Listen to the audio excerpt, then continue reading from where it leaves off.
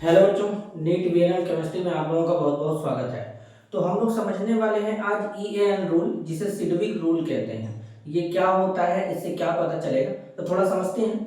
जैसे कि जो ईएएन रूल है, इसका पूरा नाम क्या होता है? ईएएन को इफेक्टिव एटॉमिक नंबर, प्रभावी परमाणु क्रमांक। इस रूल को सिडविक ने दिया था।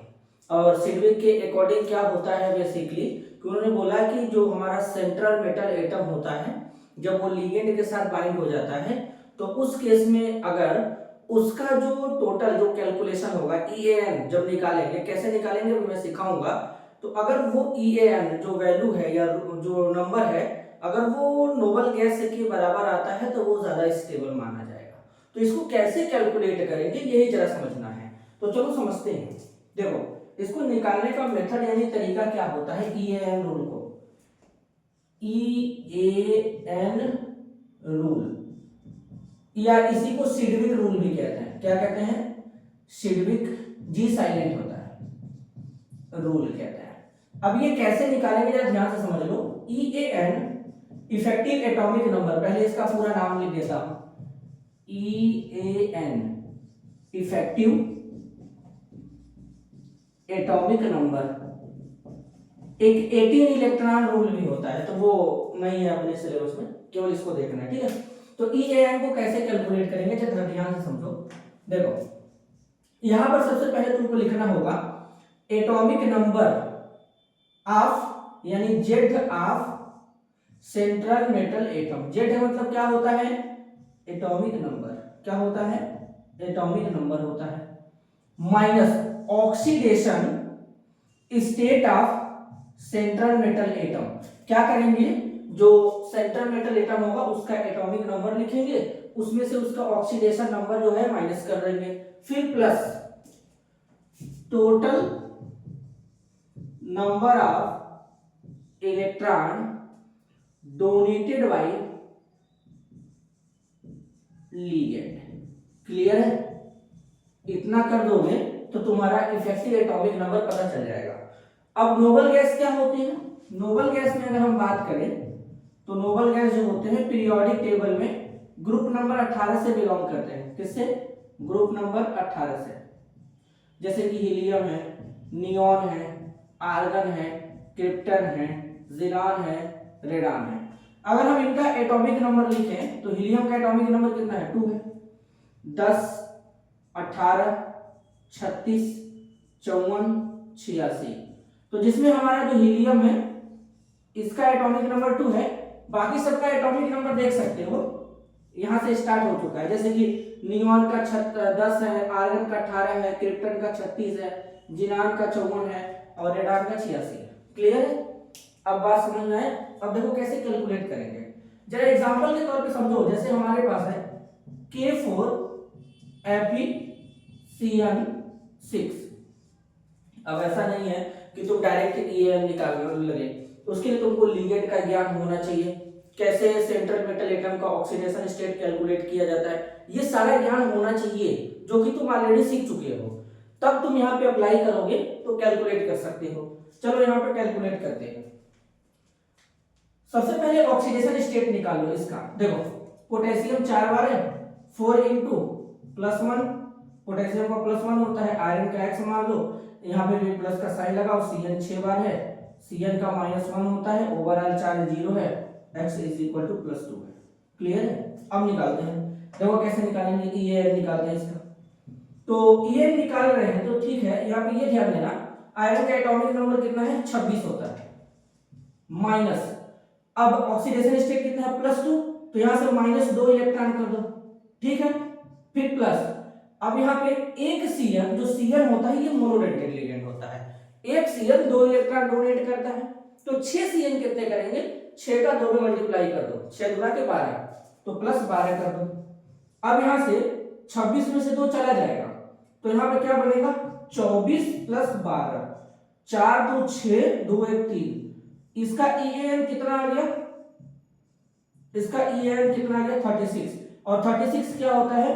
क्रिप्टन का एटॉमिक नंबर होता है। देख लो, यहां पे देखो, मैच करा लो। बात समझ में आया? तो ऐसे कैलकुलेट करते हैं। कल को मान लो दिया हमको NiCO4, CO होल 4 निकाल लेते हैं। चलो तो EN निकालते हैं। निकल का एटॉमिक नंबर कितना होता है? आयरन का 26 होता है, कोबाल्ट का 27 होता है, निकल का कितना होता है? 28।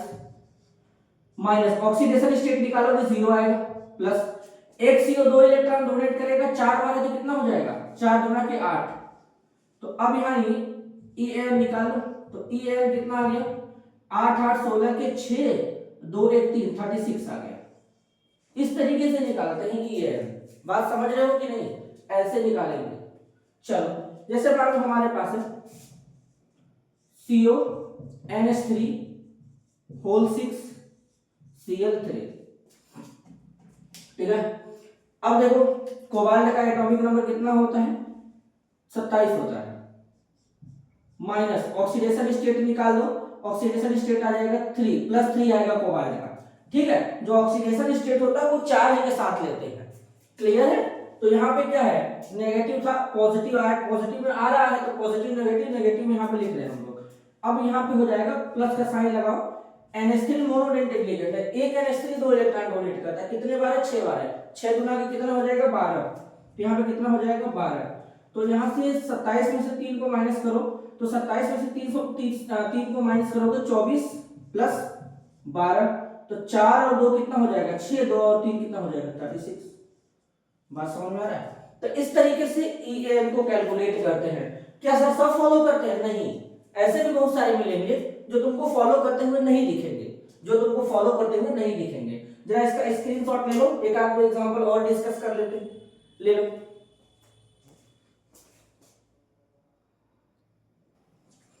चलो स्क्रीनशॉट ले चुके होंगे तो उम्मीद है ले लिए होंगे। चलो एक आध दो एग्जांपल और डिस्कस करते हैं। देखो ऐसे कैलकुलेट करोगे ना तो चीजें आसान हो जाएंगी। तो ऐसे ही इफेक्टिव एटॉमिक नंबर को कैलकुलेट किया जाता है। चलो और भी देखते हैं। देखो जैसे मान लो हमारे पास है टेट्राएमीन कॉपर सल्फेट CuNH3 4, यहाँ पे NH3 होल 4 और यहाँ पे SO4, टेट्राएमीन कॉपर सल्फेट इसको कहते हैं।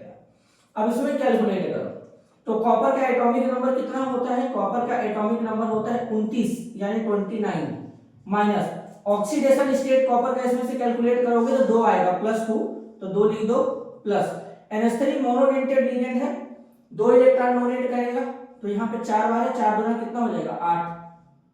तो अब यहाँ पे देखो, यहाँ से 29 में से 2 जाएगा तो कितना हो जाएगा? 27 प्लस 8, 8 7 कितना हो जाएगा? 15 की 5 और 2 1 3, 35 आ गया इसका EN।